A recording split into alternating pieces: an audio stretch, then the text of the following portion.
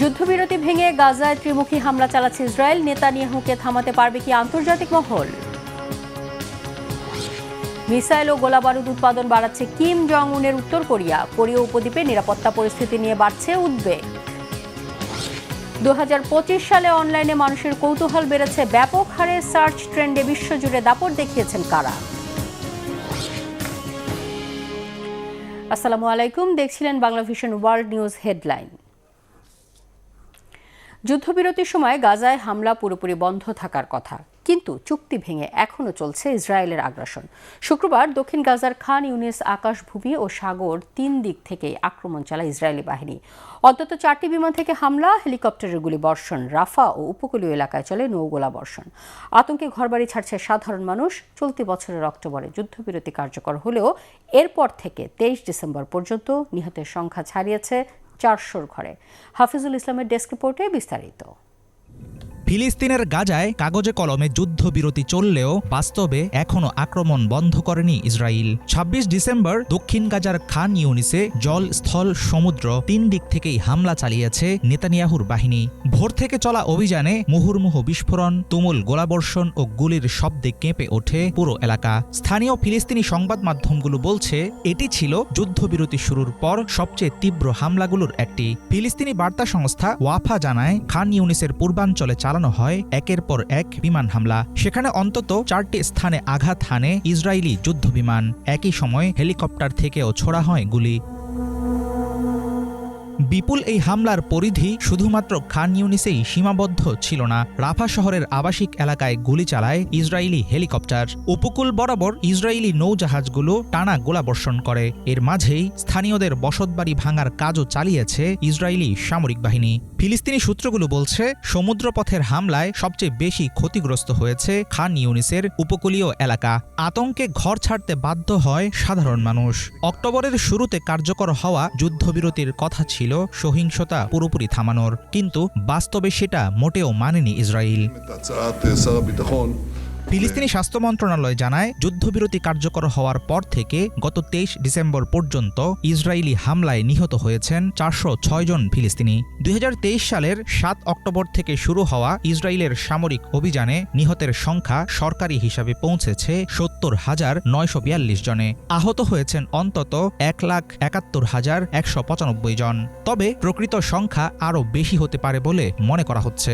গত নভেম্বর মাসে জার্মানির Max Planck Institute for Demographic Research জানায়, ইসরায়েলের গাজা যুদ্ধে নিহত ফিলিস্তিনির সংখ্যা 1 লাখ ছাড়িয়ে যেতে পারে।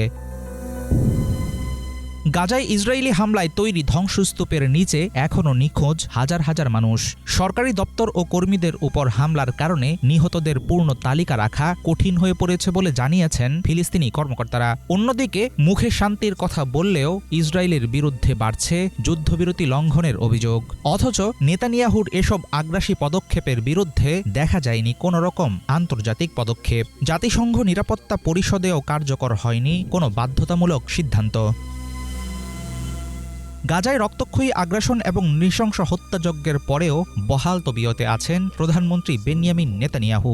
যুক্তরাষ্ট্রসহ অনেক পশ্চিমা শক্তির কূটনৈতিক সমর্থনের কারণে ইসরায়েলের উপর অর্থনৈতিক নিষেধাজ্ঞা বা অস্ত্র সরবরাহ বন্ধের মতো কঠোর পদক্ষেপ দেখা যায়নি। আন্তর্জাতিক বিচার আদালতে গণহত্যার অভিযোগে শুনানি চললেও সেই কার্যক্রম থামাতে পারেনি মাঠ পর্যায়ে ইসরায়েলি হামলা। ফলে দিন দিন আরও ভয়াবহ হয়ে উঠছে গাজা পরিস্থিতি। মুসলিম বিশ্বসহ আন্তর্জাতিক মহলের নিষ্ক্রিয়তা ফিলিস্তিনিদের জন্য যুদ্ধকে করে তুলছে আরও অনিশ্চিত। হাফিজুল ইসলাম, বাংলা ভিশন। উত্তর কোরিয়া আবারও তার সামরিক শক্তি বৃদ্ধির পথে এগোচ্ছে। দেশটির নেতা কিম জং উনের নির্দেশে ক্ষেপণাস্ত্র ও গোলাবারুদ উৎপাদন বাড়ানো, নতুন কারখানা নির্মাণ এবং পারমাণবিক সাবমেরিন কর্মসূচি জোরদার করা হচ্ছে। নতুন বছরে ক্ষেপণাস্ত্র উৎপাদন আরও বাড়ানো হবে বলে হুঁশিয়ারি দিয়েছেন তিনি। পিয়ংইয়ংয়ের এসব উদ্যোগ কোরীয় উপদ্বীপে নিরাপত্তা পরিস্থিতি নিয়ে নতুন করে উদ্বেগ তৈরি করেছে। হিজল জোবাইরের ডেস্ক রিপোর্টে বিস্তারিত। উত্তর কোরিয়ার নেতা কিম জং উন দেশটির সামরিক সক্ষমতা আরও জোরদার করতে ক্ষেপণাস্ত্র ও গোলাবারুদ উৎপাদন বাড়ানোর নির্দেশ দিয়েছেন। আগামী বছরগুলোতে ক্রমবর্ধমান সামরিক চাহিদা পূরণে নতুন কারখানা নির্মাণ এবং বিদ্যমান শিল্প প্রতিষ্ঠান আধুনিকায়নের ওপর বিশেষ গুরুত্ব দিচ্ছে পিয়ংইয়ং। দেশটির রাষ্ট্রীয় সংবাদ মাধ্যম Korean central news agency KCNA এসব তথ্য জানিয়েছে। KCNA-এর প্রতিবেদনে বলা হয়, শীর্ষ সামরিক ও রাজনৈতিক কর্মকর্তাদের সঙ্গে নিয়ে কিম জং উন সম্প্রতি একাধিক গোলাবারুদ ও সামরিক সরঞ্জাম উৎপাদন কারখানা পরিদর্শন করেন। এ সময় তিনি বলেন, রাষ্ট্রের ক্ষেপণাস্ত্র ও গোলন্দাজ বাহিনী পরিচালনার জন্য প্রয়োজনীয় অস্ত্র ও সরঞ্জামের ধারাবাহিক সরবরাহ নিশ্চিত করা অত্যন্ত জরুরি। সশস্ত্র বাহিনীর চাহিদার সঙ্গে সামঞ্জস্য রেখে সামগ্রিক উৎপাদন সক্ষমতা বাড়াতে নতুন গোলাবারুদ কারখানা নির্মাণেরও নির্দেশ দেন তিনি। উত্তর কোরিয়ার নেতা স্পষ্ট করে বলেন, যুদ্ধ প্রতিরোধ সক্ষমতা জোরদার করতে ক্ষেপণাস্ত্র ও গোলাবারুদ উৎপাদনের খাত সর্বোচ্চ গুরুত্বের বিষয়। তার মতে, শক্তিশালী সামরিক সক্ষমতাই দেশের নিরাপত্তার প্রধান স্তম্ভ। সাম্প্রতিক বছরগুলোতে উত্তর কোরিয়া ক্ষেপণাস্ত্র পরীক্ষার সংখ্যা উল্লেখযোগ্যভাবে বাড়িয়েছে। বিশ্লেষকদের ধারণা, এর পেছনে একাধিক লক্ষ্য রয়েছে। সুনির্দিষ্ট লক্ষ্যবস্তুতে নিখুঁতভাবে আঘাত হানার সক্ষমতা উন্নত করা, যুক্তরাষ্ট্র ও দক্ষিণ কোরিয়ার প্রতি কৌশলগত চাপ তৈরি করা এবং ভবিষ্যতে রাশিয়া সহ সম্ভাব্য মিত্র দেশগুলোতে অস্ত্র রপ্তানির সক্ষমতা যাচাই করা। KCNA জানায়, কিম জং উন আগামী 5 বছর দেশটির ক্ষেপণাস্ত্র উন্নয়ন কর্মসূচি অব্যাহত রাখার সুস্পষ্ট ইঙ্গিত দিয়েছেন। 2025 সালের শেষ প্রান্তিকে তিনি প্রধান সামরিক শিল্প প্রতিষ্ঠানগুলো পরিদর্শন করেন এবং সেগুলোর আধুনিকায়ন সংক্রান্ত খসড়া নথি অনুমোদন দেন। আগামী 5 বছর দেশটির ক্ষেপণাস্ত্র উন্নয়ন কর্মসূচি অব্যাহত রাখার স্পষ্ট ইঙ্গিত দিয়েছেন কিম জং উন। এদিকে কেবল ক্ষেপণাস্ত্র নয়, পারমাণবিক শক্তিচালিত সাবমেরিন কর্মসূচিতেও গতি এনেছে পিয়ংইয়ং। এরই মাঝে প্রথম পারমাণবিক সাবমেরিনের বেশ কিছু নতুন ছবি প্রকাশ করেছে উত্তর কোরিয়া। এসব ছবিতে দেখা যায় মার্কিন নৌবাহিনীর কিছু অ্যাটাক সাবমেরিনের সমান আকারের এই সাবমেরিনটি পরিদর্শন করছেন কিম। KCNA-এর তথ্যমতে 8700 টন ওজনের পরমাণু চালিত গাইডেড মিসাইল সাবমেরিনটির নির্মাণ কাজ দ্রুত গতিতে এগিয়ে চলছে। সাবমেরিন পরিদর্শনের সময় কিম যুক্তরাষ্ট্র ও দক্ষিণ কোরিয়ার মধ্যে সাম্প্রতিক পারমাণবিক সাবমেরিন সংক্রান্ত সহযোগিতা চুক্তির তীব্র সমালোচনা করেন। তিনি একে উত্তর কোরিয়ার নিরাপত্তা ও সামুদ্রিক সার্বভৌমত্বের জন্য গুরুতর হুমকি হিসেবে আখ্যা দেন এবং এর জবাবে নৌ ও পারমাণবিক সক্ষমতা দ্রুত বাড়ানোর প্রয়োজনীয়তার কথা উল্লেখ করেন। বিশ্লেষকদের মতে, পারমাণবিক সাবমেরিন নির্মাণ উত্তর কোরিয়ার নৌবাহিনী আধুনিকীকরণের উচ্চাকাঙ্ক্ষারই প্রতিফলন। এসব সাবমেরিন দীর্ঘ সময় পানির নিচে থাকতে সক্ষম এবং তুলনামূলকভাবে দ্রুত ও নীরব হওয়ায় কৌশলগত দিক থেকে বড় সুবিধা দেয়। সব মিলিয়ে ক্ষেপণাস্ত্র উৎপাদন বৃদ্ধি, নতুন কারখানা নির্মাণ এবং পারমাণবিক সাবমেরিন কর্মসূচি জোরদারের মাধ্যমে কিম জং উন স্পষ্ট বার্তা দিচ্ছেন, পিয়ংইয়ং তার সামরিক শক্তিকে আগামী বছরগুলোতে আরও আক্রমণাত্মক ও আধুনিক রূপ দিতে প্রস্তুত। এই পদক্ষেপগুলো কোরীয় উপদ্বীপে নিরাপত্তা পরিস্থিতিকে আরও জটিল করে তুলতে পারে বলে মনে করছেন আন্তর্জাতিক বিশ্লেষকরা। হিজল জোবায়ের, বাংলাভিশন। বাংলাদেশের সংখ্যালঘুদের বিরুদ্ধে বিদ্বেষমূলক আচরণের অভিযোগ তুলে উদ্বেগ জানিয়েছেন ভারতের পররাষ্ট্র মন্ত্রণালয়ের মুখপাত্র রণধীর জয়সওয়াল। শুক্রবার এক প্রেস ব্রিফিংয়ে দেশটির পররাষ্ট্র মন্ত্রণালয়ের মুখপাত্র এই নিয়ে নিন্দাও জানান। অপরাধের সঙ্গে জড়িতদের দ্রুত বিচার নিশ্চিত করা হবে, এই প্রত্যাশাও করেন জয়সওয়াল। বাংলাদেশের পরিস্থিতি ভারত অত্যন্ত গুরুত্বের সঙ্গে পর্যবেক্ষণ করছে বলেও জানান তিনি। তবে ভারতের রাজধানী দিল্লি সহ বিভিন্ন স্থানে বাংলাদেশের মিশন এবং ভিসা সেন্টারগুলোকে কেন্দ্র করে বিক্ষোভ ও সহিংসতার বিরুদ্ধে কোনো মন্তব্য করেননি তিনি। এদিকে বাংলাদেশের রাজবাড়ীর পাংশায় বুধবার রাতে সংঘটিত দুঃখজনক হত্যাকাণ্ড কোনো সাম্প্রদায়িক হামলা ছিল না বলে স্পষ্ট জানিয়ে দিয়েছে বাংলাদেশ সরকার। প্রধান উপদেষ্টার প্রেস সচিব শফিকুল আলমের ভেরিফাইড ফেসবুক পেজে বলা হয়, ঘটনাটি চাঁদাবাজি ও সন্ত্রাসী কর্মকাণ্ড থেকে সৃষ্ট। ক্ষমতা, প্রযুক্তি, বিনোদন আর খেলাধুলা 2025 সালে অনলাইনে মানুষের কৌতূহল ঘুরপাক খেয়েছে এই 4টি ক্ষেত্রকে ঘিরেই। রাষ্ট্রনেতার সিদ্ধান্ত থেকে শুরু করে প্রযুক্তি উদ্যোক্তার উদ্ভাবন, তারকাদের ব্যক্তিজীবন আর মাঠের নায়কদের পারফরমেন্স সবকিছুই প্রভাব ফেলেছে গুগল সার্চ ট্রেন্ডে। 2025 সালে বিশ্বজুড়ে সবচেয়ে বেশি খোঁজা হয়েছে কাদের নাম, সেই আলোচিত ব্যক্তিত্বদের গল্পই জানাচ্ছেন মোর্শেদ আলম। 2025 সালে বিশ্বজুড়ে মানুষের অনলাইন কৌতূহল স্পষ্টভাবে ঘুরপাক খেয়েছে ক্ষমতা, প্রযুক্তি, বিনোদন ও খেলাধুলাকে ঘিরে। রাজনীতির সিদ্ধান্ত থেকে শুরু করে তারকাদের ব্যক্তিজীবন, মাঠের পারফরমেন্স থেকে সামাজিক যোগাযোগ মাধ্যমের আলোড়ন, সবকিছু মিলেই নির্ধারিত হয়েছে কার নাম সবচেয়ে বেশি খোঁজা হয়েছে ইন্টারনেটে। সবচেয়ে বেশি সার্চ হওয়া ব্যক্তির তালিকার শীর্ষে রয়েছেন যুক্তরাষ্ট্রের প্রেসিডেন্ট ডোনাল্ড ট্রাম্প। প্লেয়ার্স টাইমের অনলাইন ডাটা বিশ্লেষণ অনুযায়ী প্রতি মাসে গড়ে 1,60,00,000 বার তার নাম গুগলে খোঁজা হয়েছে। আন্তর্জাতিক রাজনীতি, নির্বাচন, পূর্ব বক্তব্য ও বৈশ্বিক সিদ্ধান্তে তার প্রভাবই এই আগ্রহের প্রধান কারণ। তালিকার দ্বিতীয় স্থানে আছেন প্রযুক্তি উদ্যোক্তা ইলন মাস্ক।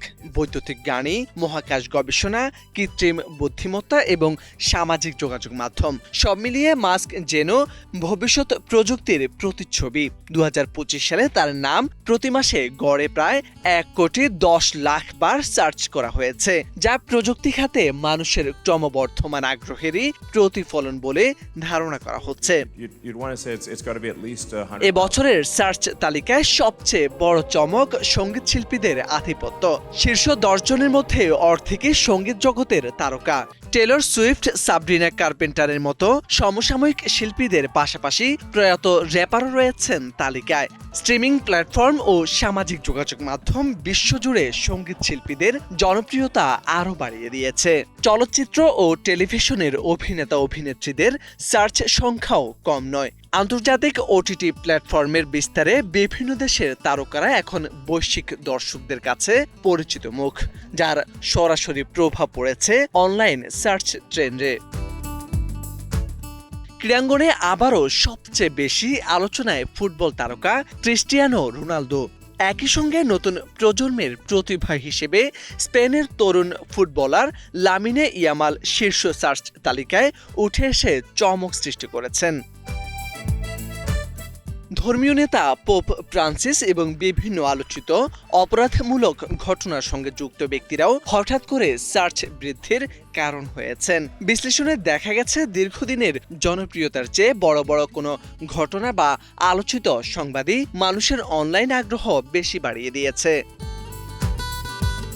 বিশ্বব্যাপী সার্চ বিশ্লেষণে যুক্তরাষ্ট্রের আধিপত্য স্পষ্ট। শীর্ষ 100 ব্যক্তির মধ্যে উল্লেখযোগ্য সংখ্যাই আমেরিকান, তবে দেশভেদে আগ্রহের ধরন ভিন্ন। স্পেনের টেনিস তারকা, ব্রাজিলে ফুটবলার আর জার্মানি ও দক্ষিণ কোরিয়ায় আন্তর্জাতিক নেতারাই বেশি সার্চ হয়েছেন।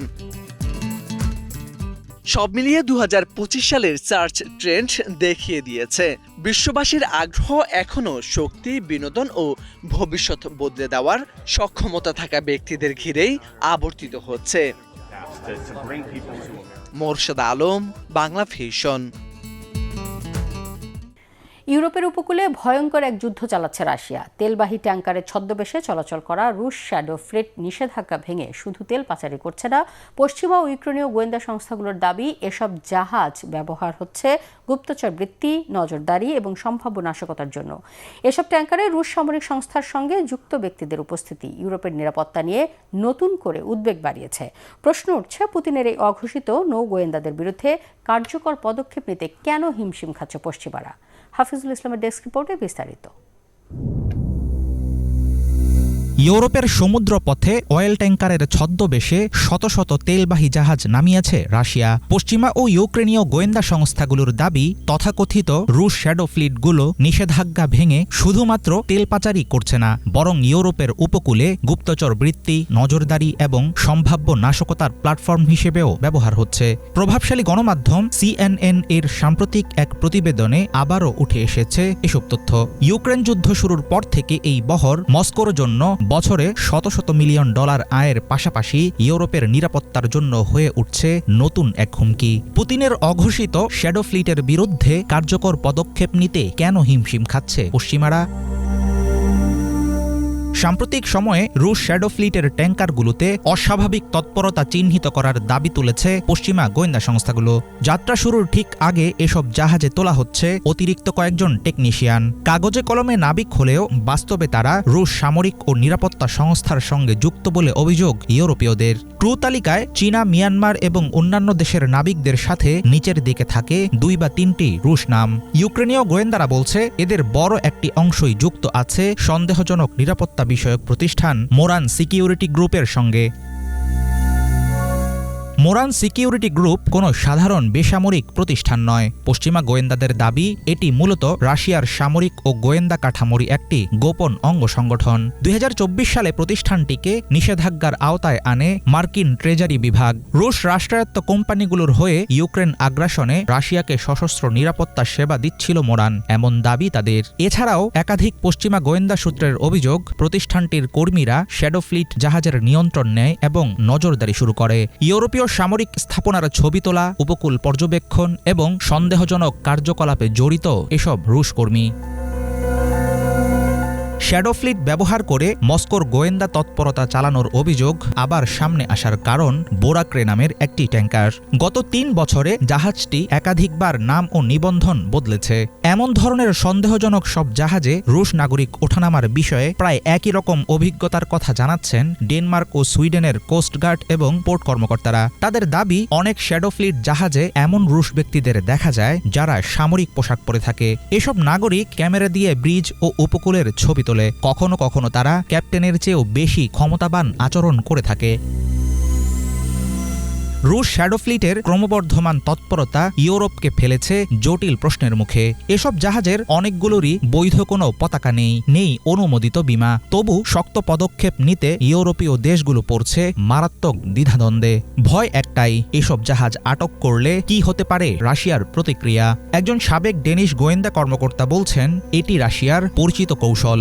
সবাই জানে এরা মস্কোর হয়ে কাজ করছে, কিন্তু হাতে নাতে সেটা প্রমাণ করা অনেক কঠিন। সামরিক বিশ্লেষকদের মতে শ্যাডো ফ্লিট এখন শুধুমাত্র তেল পাচার কিংবা অর্থনৈতিক অস্ত্র নয়, এর মাধ্যমে ইউরোপের জলসীমায় পরিকল্পিত ছায়াযুদ্ধ চালাচ্ছে ক্রেমলিন। হাফিজুল ইসলাম, বাংলাভিশন।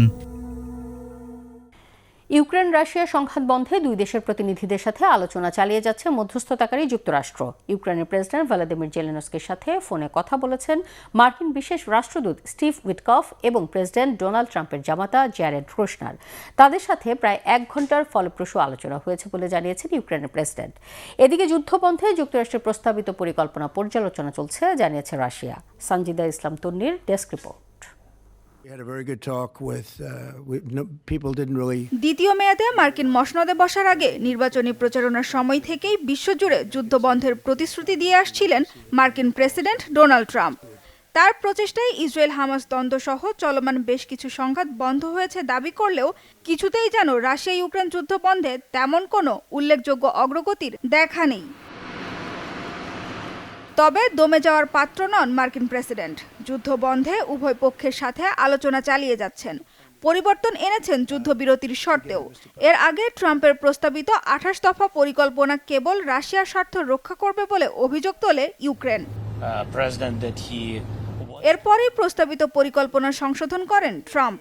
28 দফা থেকে কমিয়ে এনে নতুন 20 দফায় পরিকল্পনার প্রস্তাব দেন। এতে ইউক্রেনের ওপর চাপানো কিছু শর্ত বাদ দেওয়া হয়েছে, যেমন ইউক্রেনকে অস্ত্র উৎপাদন বন্ধ করার শর্ত বাদ দেওয়ার পাশাপাশি ইউক্রেনকে শক্তিশালী নিরাপত্তার নিশ্চয়তা দেওয়া হয়েছে। ডনবাস পুরোপুরি রাশিয়ার হাতে তুলে দেওয়ার শর্ত কিছুটা শিথিল করা হয়েছে। ন্যাটোতে যোগদানের আশার সম্পূর্ণ ত্যাগ করার শর্ত আগের মতো থাকলেও আলোচনার মাধ্যমে এর রূপরেখার পরিবর্তনের কথাও বলা হয়েছে। যুদ্ধবিরতির নতুন পরিকল্পনা প্রকাশের পর গেল সপ্তাহেই ইউক্রেনের প্রতিনিধি দল তাদের মিত্র ইউরোপীয় ইউনিয়নের নেতা এবং রাশিয়ার আলোচক দলের সাথে বৈঠক করে যুক্তরাষ্ট্রের প্রতিনিধি দল। ওই বৈঠকের 1 সপ্তাহ পার হওয়ার আগেই স্থায়ী যুদ্ধবিরতিতে পৌঁছাতে ইউক্রেনের প্রেসিডেন্ট ভলোদিমির জেলেনস্কির সাথে ফোনালাপ করেছেন যুক্তরাষ্ট্রের বিশেষ দূত স্টিভ উইটকফ এবং ডোনাল্ড ট্রাম্পের জামাই জ্যারেড কুশনার। প্রায় 1 ঘণ্টা বৈঠক চলে ইউক্রেনীয় প্রেসিডেন্টের সাথে। মার্কিন প্রতিনিধিদের সাথে দ্রুত যুদ্ধবিরতি চুক্তিতে পৌঁছানোর বিষয়ে বিস্তারিত আলোচনা হয়েছে বলে জানান জেলেনস্কি। আজ আমরা যুক্তরাষ্ট্রের প্রেসিডেন্টের প্রতিনিধিদের সাথে কথা বলেছি। জ্যারেড কুশনার এবং স্টিভ উইটকফের সাথে যুদ্ধবিরতির বিষয়ে বিস্তারিত আলোচনা হয়েছে। কিভাবে দ্রুত স্থায়ী শান্তি নিশ্চিত করা যায় সে বিষয়ে কথা হয়েছে। কিছু বিষয়ে আমরা একমত এবং কিছু সংবেদনশীল বিষয় নিয়ে প্রেসিডেন্ট ট্রাম্পের সাথে আলোচনার প্রয়োজন। আর নতুন প্রস্তাবিত পরিকল্পনা নিয়ে রাশিয়ায় ফিরে গেছেন রুশ বিশেষ দূত কিরিল দিমিত্রিভ। যুদ্ধ বন্ধের প্রস্তাবিত শর্তগুলো পর্যালোচনা চলছে বলে জানিয়েছে ক্রেমলিন। ইউক্রেন ইস্যুতে যুক্তরাষ্ট্রের সাথে রাশিয়ার ধীর গতি কিন্তু কার্যকর অগ্রগতি হচ্ছে বলেও জানিয়েছে দেশটির পররাষ্ট্র মন্ত্রণালয়। По плану занимаемся анализом. শান্তি পরিকল্পনার প্রস্তাবগুলো আমরা বিশ্লেষণ করছি, এরপর রাষ্ট্রপতির সিদ্ধান্তের উপর নির্ভর করে আমরা আমেরিকানদের সাথে যোগাযোগ চালিয়ে যাব। Какие решения будут приняты? এদিকে যুদ্ধবিরতি নিয়ে অব্যাহত আলোচনার মধ্যেও ইউক্রেনে থেমে নেই রাশিয়ার দখল অভিযান। একটি ভিডিও প্রকাশ করে রুশ প্রতিরক্ষা মন্ত্রণালয় জানিয়েছে পূর্ব ইউক্রেনের ডোনেৎস্ক অঞ্চলের সোভিয়েত পোক্রোভস্ক বসতিও দখল করা হয়েছে, আর ওই অঞ্চল থেকে নিজেদের সেনা সরিয়ে নেওয়ার কথা জানিয়েছে ইউক্রেন। সানজিদা ইসলাম তন্নি, বাংলা ভিশন, নিউজ ডেস্ক। নাইজেরিয়ায় ক্ষেপণাস্ত্র হামলা চালিয়েছে যুক্তরাষ্ট্র। আইএস জঙ্গি লক্ষ্যবস্তুতে এই হামলা হয়েছে বলে নিশ্চিত করেছেন মার্কিন প্রেসিডেন্ট ডোনাল্ড ট্রাম্প। মুসলিম আর খ্রিস্টানদের লক্ষ্য করে প্রাণঘাতী হামলা আর গণ অপহরণের ধারাবাহিক ঘটনার পর বড়দিন উদযাপনকালে বৃহস্পতিবার এই হামলা হলো। খ্রিস্টানদের উপর হামলা, নির্যাতন আর গণহত্যার অভিযোগ তুলে গত অক্টোবর থেকেই চরম ব্যবস্থার হুমকি দিয়ে আসছিলেন মার্কিন প্রেসিডেন্ট ট্রাম্প। বৃহস্পতিবার রাতে সামাজিক মাধ্যমে ট্রাম্প জানান, নাইজেরিয়ার সরকারের অনুরোধে আইএস জঙ্গি অবস্থান লক্ষ্য করে একাধিক ক্ষেপণাস্ত্র হামলা হয়েছে। তার দাবি, এমন ভয়াবহ হামলা সাম্প্রতিক সময়ে শুধু নাইজেরিয়ায় নয়, বিশ্বের অনেক দেশই দেখেনি। সামনে আরও হামলার পূর্বাভাসও দেওয়া হয়েছে। এক্স হ্যান্ডেলে মার্কিন প্রতিরক্ষামন্ত্রী পিট হেক্সেথ এবং সেনা সদর থেকে জানানো হয়েছে, নাইজেরিয়া সরকারের সাথে সমন্বয় করে সোকো রাজ্যের সম্ভাব্য জঙ্গি অবস্থানে বিমান ও যুদ্ধ জাহাজ থেকে ক্ষেপণাস্ত্র হামলা হয়েছে। এর আগের দিন নাইজেরিয়ার বর্নো রাজ্যে মাগরিবের নামাজের সময় মসজিদে আত্মঘাতী বোমা বিস্ফোরণে অন্তত 5 জন নিহত হয়েছে। এতে আহত হয় 30 জনের বেশি। রাষ্ট্রীয় তহবিল তছরূপ করে ক্ষমতার অপব্যবহারের 4টি এবং অর্থ পাচারের 21টি মামলায় মালয়েশিয়ার সাবেক প্রধানমন্ত্রী নাজিব রাজাককে দোষী সাব্যস্ত করেছে আদালত। এসব অভিযোগে সর্বোচ্চ 20 বছরের কারাদণ্ডের বিধান রয়েছে। কারাগারের পরিবর্তে নিজের বাসায় গৃহবন্দী থাকার জন্য নাজিবের আবেদন খারিজের 3 দিন পর এই রায় এলো। এর আগে 228 কোটি রিঙ্গিত বা 56 কোটি 30 লাখ ডলার সৌদি আরব থেকে উপহার হিসেবে পেয়েছেন বলে দাখিল করা নাজিবের আইনজীবীর বক্তব্য খারিজ করেছে হাইকোর্ট। হাইকোর্টে 72 বছর বয়সী এই নেতার দুর্নীতি মামলার রায় ঘোষণার কার্যক্রম শুরু হয় স্থানীয় সময় শুক্রবার সকাল 9টায়। মাঝে জুমার নামাজের জন্য বেলা 3টা পর্যন্ত বিরতি দেওয়া হয়। এ সময় বাইরে তার সমর্থকরা ভিড় জমান। রাষ্ট্রীয় তহবিল 1 মালয়েশিয়া ডেভেলপমেন্ট বারহাদ 1 এমডিবি থেকে 99 লাখ মার্কিন ডলার আত্মসাতের মামলায় 2022 সালের আগস্ট থেকে 6 বছর মেয়াদী কারাভোগ করছেন নাজিব। কারাগারের পরিবর্তে নিজের বাসায় গৃহবন্দী থাকার জন্য গত সোমবার আবেদন করেছিলেন তিনি। 1 এমডিবি থেকে অর্থ আত্মসাৎ সহ অর্থ পাচারের 21টি মামলার আসামি তিনি। ক্ষমতার অপব্যবহারের অভিযোগ সর্বোচ্চ 20 বছর এবং অর্থ পাচারের প্রতিটি অভিযোগে 5 বছর করে কারাদণ্ডের বিধান রয়েছে। এই ছিল আজকের মতো, সাথে থাকায় ধন্যবাদ।